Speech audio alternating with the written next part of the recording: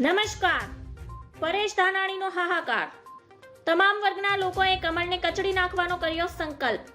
અમરેલીના કોંગ્રેસના ધારાસભ્ય અને પૂર્વ વિપક્ષ નેતા પરેશ ધાનાણીએ ભારતીય જનતા પાર્ટી પર આકરા પ્રહારો કર્યા હતા. ગુજરાત વિધાનસભાની ચૂંટણીને લઈને રાજકીય પક્ષોની હલચલ વધી ગઈ છે. ચૂંટણીની તારીખ જાહેર થવાની તૈયારી છે ત્યારે રાજકીય પક્ષોની ગતિવિધિઓ તેજ થઈ રાજકીય માહોલ જામતો નજરે જોવા ચડી મળ્યો છે.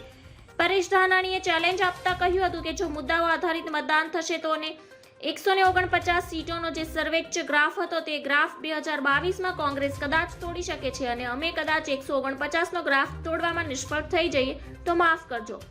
તેમણે જણાવ્યું હતું કે નરેન્દ્રભાઈ આવ્યા ત્યારે ગુજરાતમાં ભાજપની 123 સીટો આવી હતી, જેમાં બાદમાં ઉત્તરોત્તર ઘટાડો થતો ગયો.